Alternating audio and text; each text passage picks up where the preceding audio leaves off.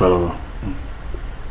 Some folks are born made to wave the flag. Ooh, they're red, white, and blue. And when the band plays hail to the chief, ooh, they'll point the cannon at you. Lord, it ain't me, it ain't me. I ain't no senator's son, no. It ain't me, it ain't me. I ain't no fortunate one, no. Some folks are born silver spoon in hand. Lord, don't they help themselves? But when the tax man comes to the door, Lord, the house looks like a rummage sale. It ain't me, it ain't me. I ain't no millionaire's son, no. It ain't me, it ain't me. I ain't no fortunate one, no. Some folks inherit star-spangled eyes. Oh, and they'll send you down to war. And when you ask them how much should we give, well, they'll only answer more. It ain't me, it ain't me. I ain't no fortunate one, no. It ain't me, it ain't me. I ain't no fortunate son, no. That was the angelic voice of our resident singer in the studio, Craig Fowler. This is the demonic voice of Paul Larkin, our resident headcase in the studio.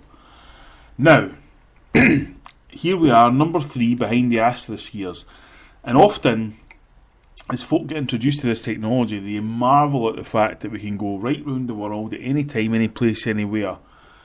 But I think we've really went beyond that for tonight, because this podcast is actually able now to reach into the back of beyond and welcome the one, the only, straight from the north of the Highlands, Mr. James Wallace. How are you, James?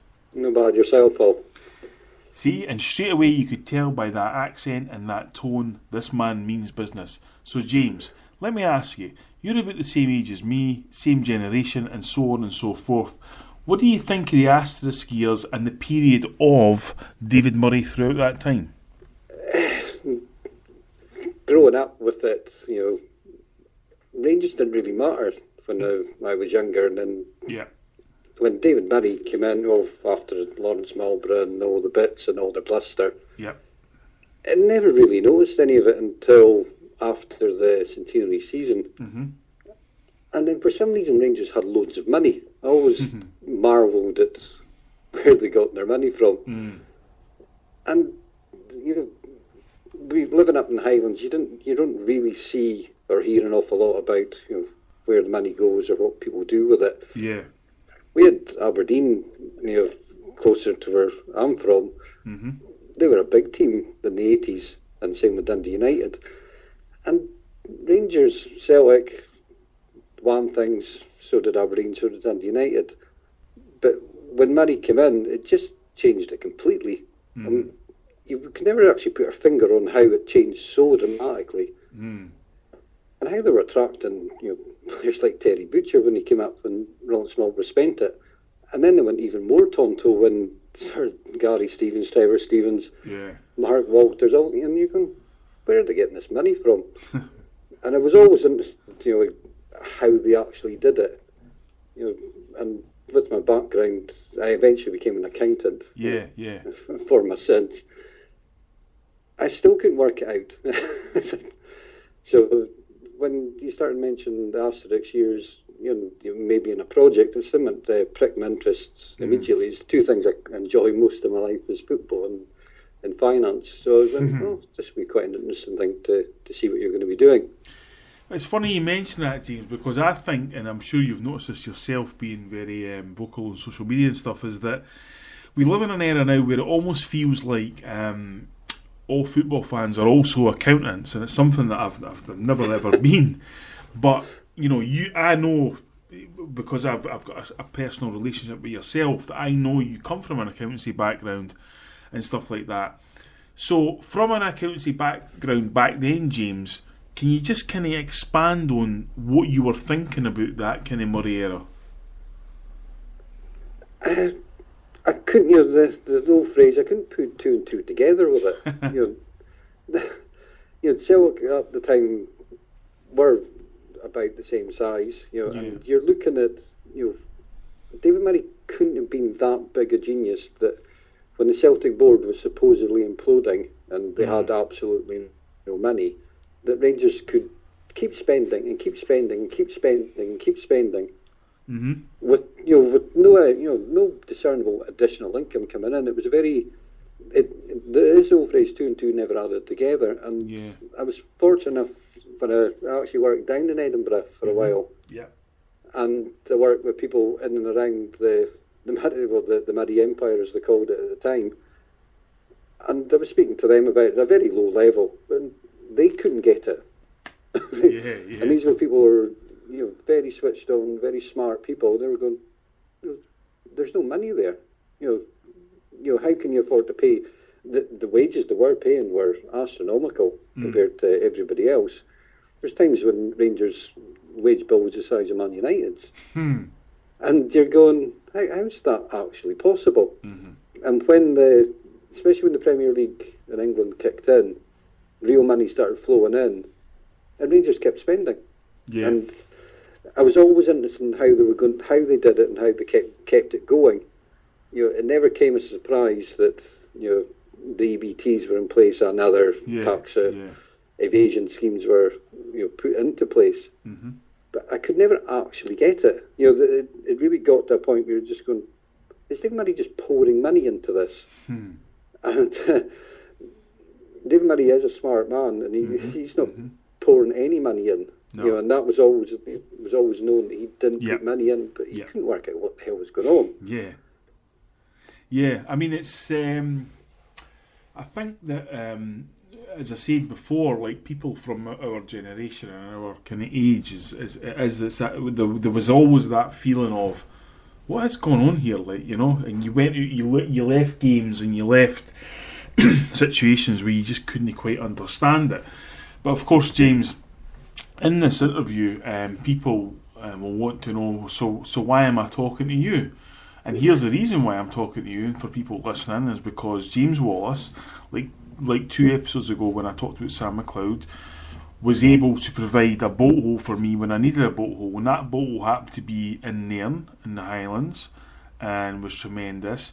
And before we move into that, James, we have to, as you'll know, we have to mention something right away, which is that you were able to be the middleman between me and the best poached eggs in Scotland.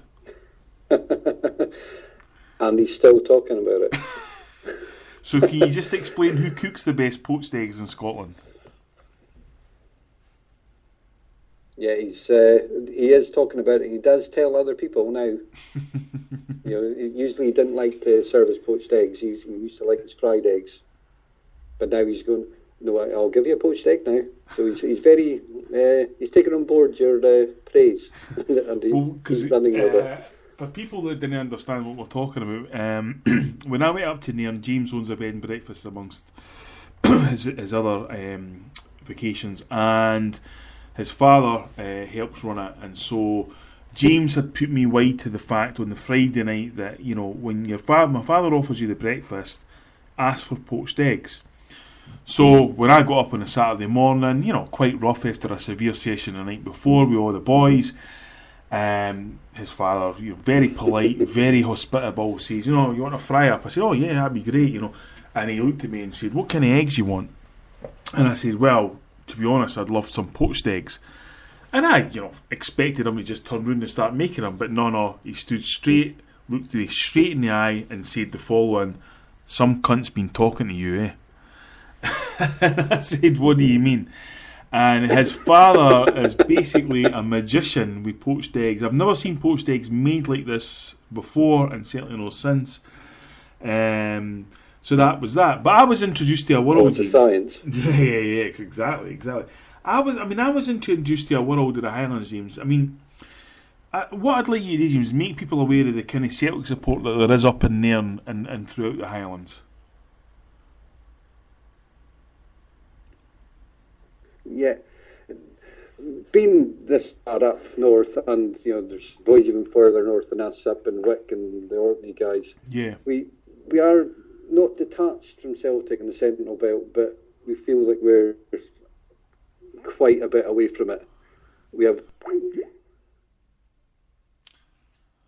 And it appears, as we're recording that, James has decided to hang up on Skype, so I'll need to call him back. It's live action on this podcast, and I'm sorry, but that's... Hello, James, are you there? What happened there? Cutting off. You got cut off. Jesus Christ, we're trying to get to the North Pole here, folks. So you need to introduce it. You need to bear with us. But sorry, James, you were talking about the Orkney boys and so on. Aye, being this far north, we are out there. It takes us, between 4 and maybe 5 hours to get down to a game. Mm.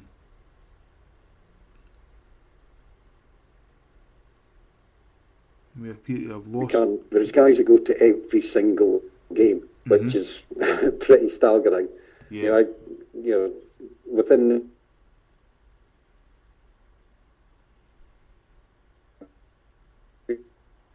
Celtic, there's support. There's fans of the old club. Mm-hmm. Aberdeen fans. There's it's.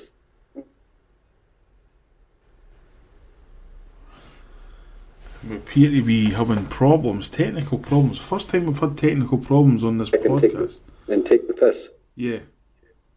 Sorry, James, you were breaking up there. I was just informing the listeners that you were breaking up. I don't know if the mention of the poached eggs stirred your old man and he jumped up there. But I'll move on to the fact that when I was in Nairn and I was there for 3 nights, I noticed a big love of Celtic by a lot of people, but I always, and this is something I really want you to kind of explore here, James, what I also noticed was an incredible love of drinking.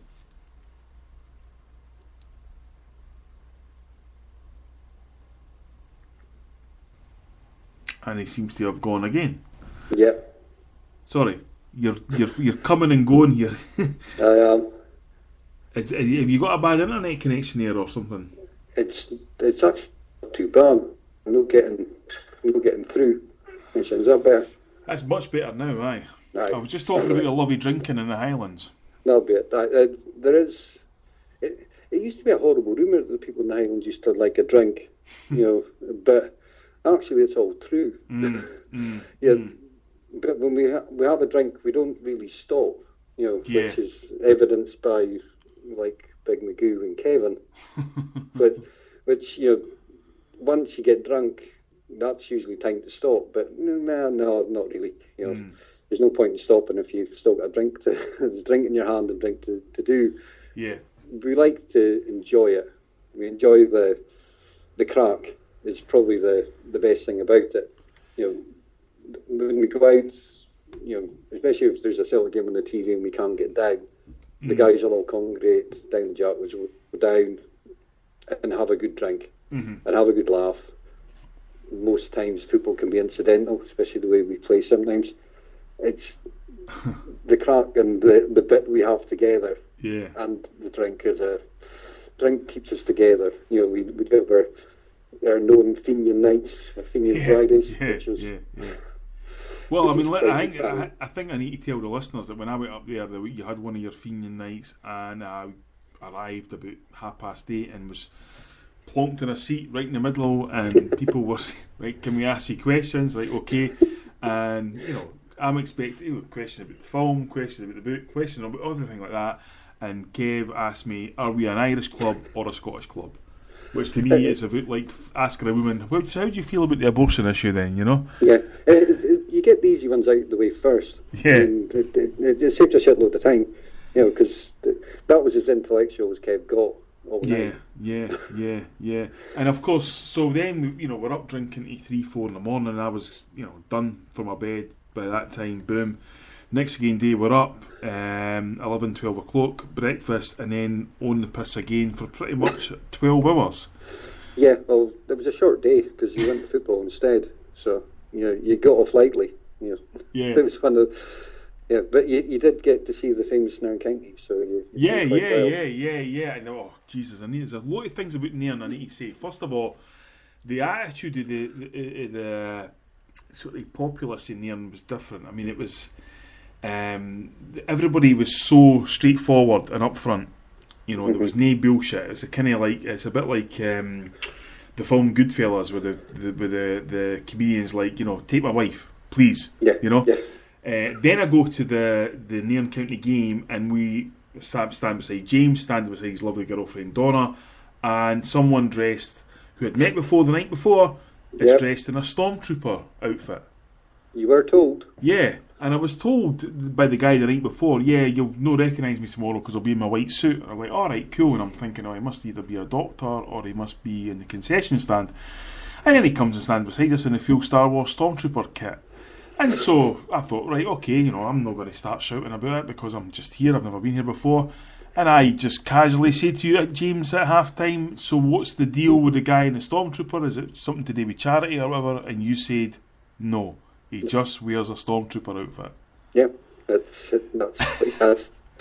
And then, of course, now we're on an Nairn County tip, was that you told me the story about the guys that put like £400,000 into Nairn, had owned the club, sat on the bench beside Les Fridge, the manager, and then what did they do at half time, James?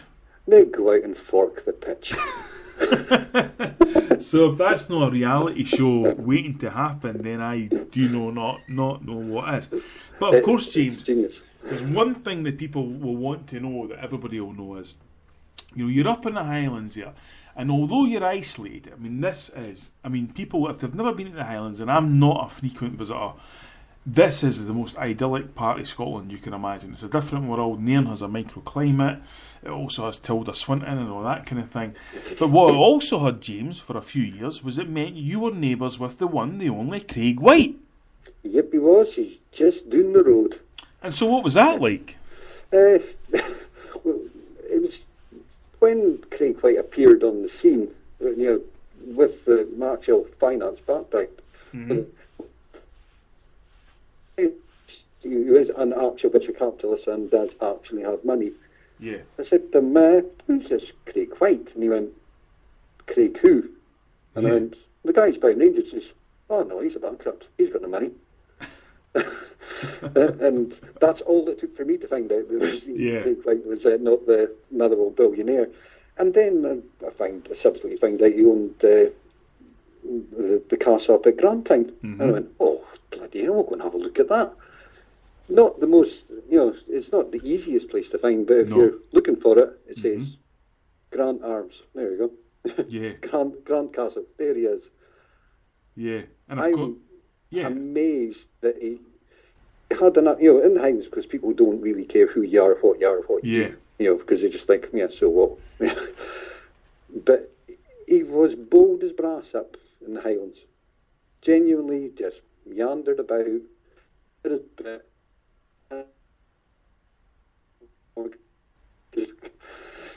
What a surprise! But for the Bull Craig, it was quite surreal. All the Craig Whyte bits. I mean, a complete charlatan, which would have taken 2 minutes for anybody to find out. Genuinely, yeah. But for some reason, he was heralded as some sort of financial genius. I say. Yeah, and we heard this old club. and we heard all the cliches and the wealth off the radar and all that kind of thing. But of course, when you're involved with Rangers and subsequently Sevco, then the word scrutiny doesn't apply. So, but yeah, so I mean, it's obviously we visited his former castle, and you've got to actually take your hat off to the guy to pull all that kind of stuff off. He's got the biggest pair of balls I've ever known. To do that to them, knowing how lunatic they can be, and going, I know what I'm going to do. I'm going to go in. I'm going to fuck you. And then sit there like the goose-blind loon that he is, going, "Yep, I just." Yeah. No, that's exactly what happened, and. But he did it all by himself, which is, pretty impressive, I do have to say. Yeah, absolutely. So, one subject we have to talk about, James, and this was kind of touched on with Sam McLeod 2 weeks ago, is that there I go, up to the Highlands, up to Nairn, I'm a stranger in a foreign land, and I see the most beautiful woman I've ever seen in my entire life, and then what happens? You're going out with her. How'd that happen, James? It's more luck than good judgment, and how often. Yeah. It's been through myself been through a bit of a messy divorce for the past number of years, and to be honest, Donna's been an absolute star. Through it all, she listens to most of my crap. Doesn't really give a shit what I say because she nods in the places and tells me to shut the fuck up, which saves a lot of time, and she's usually quite right. Yeah, So I mean, I'm not going to find say my place with it. Yeah, I'm not going to say anything against her because she'll no doubt listen to this and absolutely slaughter me if I do. Donna, I love you. You always will. You've got to take care of James. But James, before we go, what I must mention, and I'm pretty sure you've never mentioned this to anybody, but I'm going to mention it now because I know you're kind of not very forward with the thing. You went to Lisbon in May. Yeah, I went over. Was it Donna's little nephew was playing for Cali? Yeah. And they were playing in the National Park in Lisbon, and right above where they were playing, the two huge floodlights, and I looked and I went, I recognise them floodlights. And I went wandering up, and there's we got there a day late, and the majority of the people had already been up and had a look round, and they weren't allowed on the pitch, and had the security guards following them round. They were there for 5 minutes, and they proceeded to tell me and annoy me for the rest of the week that I hadn't been up, that you've no chance of getting in. If you do get in, you just look through the gates, you won't see anything. Yeah. I wander up in my Celtic top and my white skin, wander straight in, and I'm on the pitch for 45 minutes. And how many photos were taken? I think my phone running in memory, to be perfectly honest. I was clicking at absolutely everything. But the strangest bit was there was two Portuguese running around the track exceptionally fast. They came over, and I thought they were going to be out. Came over and went, I'm white as a milk bottle and got a Celtic top on. And I just went, all right. They looked at me and went, Scottish? Yes. And I went, Ryan Gould. And I went, unbelievable. It was staggering. Anybody that ever gets a chance to go to Lisbon, get there. It is truly magical. Yeah. You can feel it. You can come up the tunnel, you can go up on the podium, you can stand on the pitch. It's just, and you feel it. Genuinely feel it. It's it's fantastic. There you really. go. There you go, folks. He's talking about the Estadio Nacional, where the team sung the Celtic song in the tunnel, where Big Jock threw Helene Herrera off the bench, where Celtic had 42 shots on target, which still remains the biggest ever in a European final, where Kenneth Wolstenholme, with 5 minutes to go, said, without a doubt, the European Cup is on its way to Glasgow, and where Big Billy stood on that podium and lifted that trophy and started the demise of Rangers Football Club, which is, of course, what the Asterisk Years is about. Now, James, obviously, we've suffered through these technical difficulties, but you are in the North Pole right now. Hopefully people understand that. This is where the Asterisk Years reaches far and wide. We're going to go out with a song, James, and I want you to explain why you've picked this song. Well, I've picked it. I'm not a great musical person, but I do like my music. And I think it's a very apt time when we are heading towards independence very quickly. Yeah. I genuinely believe in life. It's always, something guides you some. opportunities come in front of you all the time. You choose to grab them or you choose not to. Yeah. But I think there is a master plan for all of us, and that's why I've picked Oasis as my master plan. Fantastic. And on behalf of myself and my family, James, I want to thank you for everything you've done through the Asterisk years. You've been a phenomenal supporter of the Asterisk years. You've been a fantastic friend. We've given a lot of back and forth advice to each other and so on. And also the fact that you provided a bolthole at a time when things were all going on top, and these are the things, when you're facing St Peter, that's what you'll remember, James. So... Yep. Well, thank you everybody for listening. We apologise for the technical difficulties. As I say, when James lives in an igloo, this is what's going to happen. But in the meantime, I want to thank James for being here, and we're going to leave you with Oasis and the Master. Get on with it. Come on, get the counting. Where is it? 1. It is 2, 3, 4.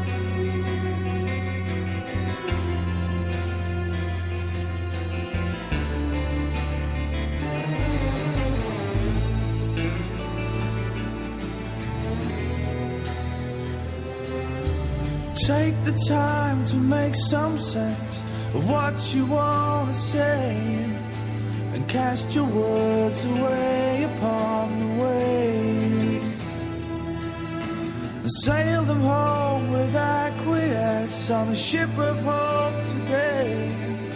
And as they land upon the shore, tell them not to fear no more. Say it loud and sing it proud.